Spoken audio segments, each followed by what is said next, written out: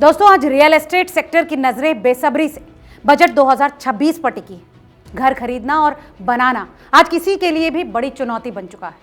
बढ़ती जमीन की कीमतें, महंगाई और मंजूरी की मुश्किल प्रक्रिया खरीदारों और डेवलपर्स के लिए अब मुश्किलें खड़ी कर रही है। हालांकि सरकार के सबके लिए घर मिशन ने उम्मीद की किरण जरूर जगाई है, लेकिन इस बार इंडस्ट्री चाहती है कि बजट में टैक्स में छूट, होम लोन पर बढ़ी ब्याज में कटौती और अफोर्डेबल हाउसिंग की नई परिभाषा जैसे सुधार शामिल हो। इसके साथ ही रियल एस्टेट की मांग है कि परियोजनाओं की समय सीमा और मंजूरी प्रक्रिया को आसान बनाकर घर बनाने और खरीदने को सरल बनाया जा सके। एक्सपर्ट्स के मुताबिक अगर ये बदलाव लागू होते हैं तो सिर्फ इंडस्ट्री ही नहीं बल्कि आम लोगों के लिए भी घर खरीदना आसान और किफायती होगा। बजट 2026 में ये उम्मीदें अब असली इंतजार बन चुकी है। दोस्तों, टैक्स में सुधार और होम लोन में बढ़ोतरी की उम्मीद पर सुदीत के पारिक एंड कंपनी की पार्टनर अनीता बसूर कहती हैं कि इस बजट में रियल एस्टेट इंडस्ट्री के लिए जीएसटी दर में कटौती सबसे अहम मांगों में एक है। अभी होम प्रोजेक्ट्स पर 18% जीएसटी लगता है और इसे घटाकर 5% या फिर 12% करने से घर बनाने वाले और खरीदार दोनों को बड़ा फायदा होगा और इंडस्ट्री को बढ़ावा मिलेगा। वो आगे कहती हैं कि इसके अलावा अफोर्डेबल हाउसिंग की परिभाषा और होम लोन पर ब्याज कटौती की सीमा में बदलाव की भी जरूरत है। अभी अफोर्डेबल हाउसिंग का दायरा 45 लाख रुपए और 60 से 90 वर्ग मीटर तक सीमित है, जो कि बढ़ती महंगाई और जमीन की कीमतों के हिसाब से काफी नहीं है। होम लोन पर ब्याज कटौती की सीमा को बढ़ाने की जरूरत है।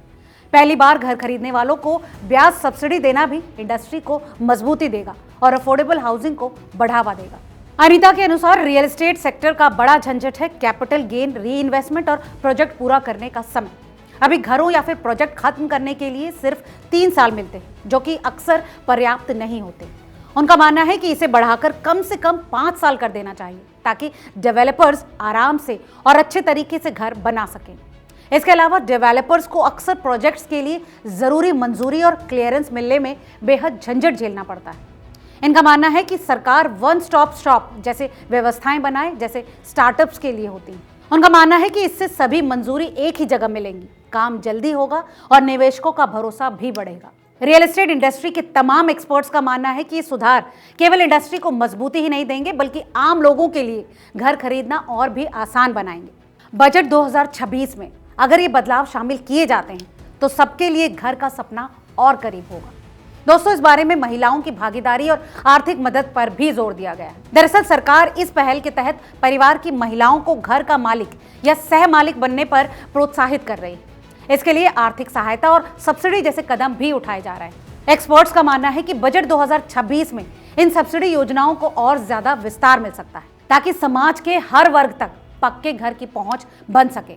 2026 के आने वाले इस बजट में टैक्स में छूट और प्रोजेक्ट डेडलाइन पर बड़ी मांग है। इस बारे में अनीता कहती हैं कि होम लोन लेने वालों के लिए सबसे बड़ी राहत ब्याज कटौती की सीमा में छिपी है। अभी ये सीमा 2 लाख रुपए है, जिसे बढ़ाकर 5 लाख रुपए करने की मांग की जा रही है। इसके अलावा पहली बार घर खरीदने वालों के लिए ब्याज में सब्सिडी की मांग भी अब जोर पकड़ रही है। इसके साथ ही कैपिटल गेन टैक्स बचाने के लिए निवेश की सीमा को और बढ़ाने की भी जरूरत है। दोस्तों, फिलहाल घर बनाने या फिर प्रोजेक्ट पूरा करने के लिए 3 साल का समय दिया जाता है, जिसे व्यावहारिक रूप से बढ़ाकर 5 साल किया जाना चाहिए। अगर आने वाले बजट में इन नीतिगत सुधारों को जगह मिलती है तो रियल एस्टेट सेक्टर न सिर्फ खरीदारों के लिए सस्ता होगा बल्कि डेवलपर्स के लिए भी काम करना बेहद आसान हो जाएगा। इस बारे में आपकी क्या राय है, हमें कमेंट करके जरूर बताएं। और हाँ, वीडियो अगर अच्छा लगा हो तो इसे लाइक और शेयर करना ना भूलें।